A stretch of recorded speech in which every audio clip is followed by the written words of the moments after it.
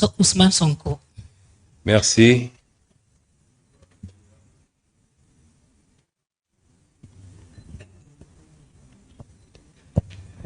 Merci, Excellence, Monsieur le Premier ministre de la République islamique de Mauritanie, cher ami et frère Mokhtar Ould Diaye, Messieurs les ministres, directeurs généraux, membres de la délégation, Monsieur le Premier ministre, Messieurs les membres du gouvernement de la République du Sénégal, et tous chers collaborateurs, c'est avec beaucoup de satisfaction que nous accueillons aujourd'hui le Premier ministre de la République sœur de Mauritanie. Cette visite fait suite à mon déplacement à Nouakchott il y a un an, pratiquement jour pour jour. Visite qui nous avait permis de poser les jalons d'un raffermissement de la coopération entre nos deux États et entre nos deux peuples. Je voudrais donc, au nom du président de la République, son Excellence Bassirou Diomaye Diakhar Faye, du gouvernement, de tout le peuple sénégalais, adresser nos remerciements les plus sincères, les plus profonds. D'abord à son Excellence, Monsieur le Président Ould Ghazouani, qui a bien voulu autoriser cette visite. Nos remerciements à notre homologue, le Premier ministre Ould Diaye, à toute sa délégation, à tout le peuple mauritanien. Cette visite est importante parce qu'elle nous permet une fois de plus de réaffirmer le caractère singulier, particulier des relations entre la République islamique de Mauritanie et la République du Sénégal. Relations qui dépassent, qui transcendent les âges, les générations. Deux pays et deux peuples qui sont liés par la géographie, puisqu'ils sont frontaliers, qui sont liés par l'histoire très profonde, mais qui sont liés aujourd'hui par une communauté de destin dans la gestion partagée d'un certain nombre de ressources. Elle est importante, cette visite également, en ce qu'elle nous permet de réactualiser un certain nombre d'axes de coopération qui ont été retenus l'année dernière à Nouakchott, d'abord entre les présidents de la République, mais de manière opérationnelle par les deux gouvernements, dans tous les domaines qui ont été traversés par la lecture du communiqué conjoint. Vous le savez, nos deux pays partagent énormément de choses. Et je disais tout à l'heure à son Excellence le Premier ministre que même le Seigneur nous contraint à travailler ensemble, à œuvrer ensemble. Il nous a partagé un fleuve qui est une ressource extrêmement importante et nos devanciers ont pu, de manière réfléchie et responsable, mettre en place un cadre de coopération et de gestion de cette ressource, aussi bien sur le plan hydraulique que sur le plan de l'électricité. Et ça a donné l'organisation que nous connaissons, qui est une organisation presque unique en son genre dans le monde, l'OMBS. Mais on aurait pu avoir chacun de son côté ses réserves de gaz, mais Dieu ne l'a pas voulu ainsi. Il nous a fait partager également cette ressource extrêmement précieuse. Le message qu'il faut en comprendre, c'est que nous sommes condamnés à travailler, à vivre, à évoluer ensemble et de manière intelligente. Et c'est en dialoguant, en discutant, en se retrouvant tout le temps que nous pourrons le faire de la manière la plus parfaite et pour le grand intérêt de nos peuples.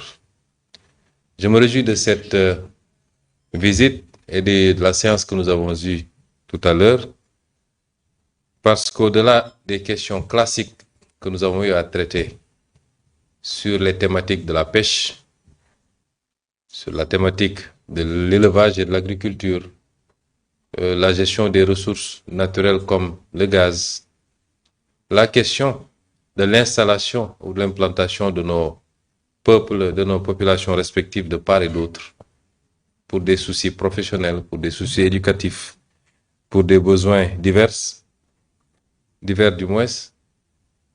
Les questions classiques que nous avions l'habitude de traiter, nous avons pu les passer en revue la gestion de la frontière, j'allais l'oublier. Nous avons pu passer en revue toutes ces questions, les questions infrastructurelles avec l'ouvrage extrêmement catalytique du pont de Rosso, l'avancée significative sur la rupture de charge qui aujourd'hui est derrière nous. C'est des acquis substantiels qu'il faut consolider. Il faut continuer à consolider. Et les deux parties ont réaffirmé leur ouverture et leur volonté à continuer à y œuvrer, à y travailler inlassablement. Mais ce que je retiens et qui est plus important, c'est la volonté réitérée d'avoir une vision stratégique de gestion de nos relations et particulièrement des espaces transfrontaliers.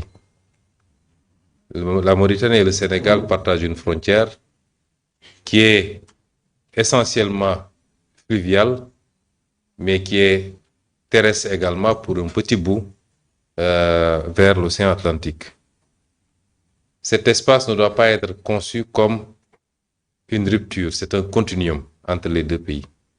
Et nous avons émis le souhait partagé d'avoir une vision commune de ce qu'on veut faire de ces espaces, de mettre en place des équipes privées et publiques, privées comme publiques, pour travailler à la définition d'orientation stratégique de gestion de ces zones.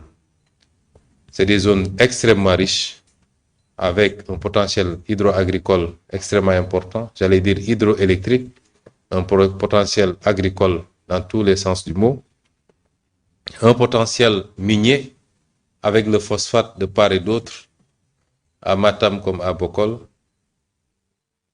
un potentiel en matière de ressources halieutiques extrêmement importantes. Je ne parle pas du gaz, je ne parle plus de ce qu'on a pu faire jusqu'à présent. Et aujourd'hui, il nous faut faire des choix. Soit on les gère de manière séparée, isolée, chacun de son côté, et on s'inscrit dans une logique tôt ou tard de concurrence qui n'est pas optimale ni opérationnelle, ou bien nous travaillons à une gestion collégiale, collective, réfléchie, qui nous permettrait de mettre ensemble nos ressources, nos possibilités financières, nos ressources humaines, nos énergies, dans un cadre de bénéfices recherchés mais partagés, équilibrés. Et en ce moment, ce seront des zones de prospérité et de richesse partagée. Et c'est cette deuxième option que nous avons retenue. Et nous allons y travailler chez le Premier ministre et moi-même sur directive de leurs excellences, les deux présidents de la République, pour faire de ces zones des zones de prospérité partagée, des zones de pacification entre les États et entre les peuples, et non pas des zones de compétition ou des zones de tension.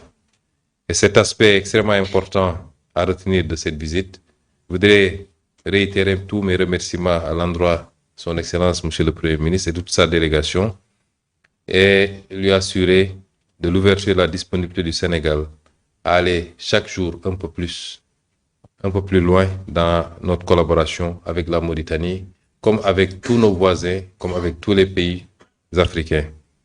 Je voudrais terminer par remercier encore une fois Monsieur le Premier ministre sur les actes extrêmement importants que la République islamique de Mauritanie a posés depuis l'avènement au pouvoir de Son Excellence, président Bassirou Diomaye Diakhar Faye. Des pas extrêmement importants, des accords historiques ont été signés. Je voudrais en citer que l'accord qui permet aujourd'hui de dépasser la problématique des conditions d'installation des populations de part et d'autre, la levée de toutes les obstructions, de tous les obstacles à l'installation de part et d'autre, notamment sur les conditions de délivrance des séjours, la non-exigence des permis de travail, la levée des frais qui étaient extrêmement lourds à supporter par les concitoyens, mais également sur le plan de la pêche avec le renouvellement des accords de pêche, cette volonté de continuer à le faire. Monsieur le Premier ministre, soyez-en remerciés et comprenez que le Sénégal vous tend la main et restera un pays ouvert également pour la Mauritanie, pour toutes les préoccupations de cette République sœur. Je vous remercie de votre attention. Merci beaucoup, Monsieur le Premier ministre. Et nous passons la parole à Monsieur le Premier ministre El Mokhtar Ould Ndiaye.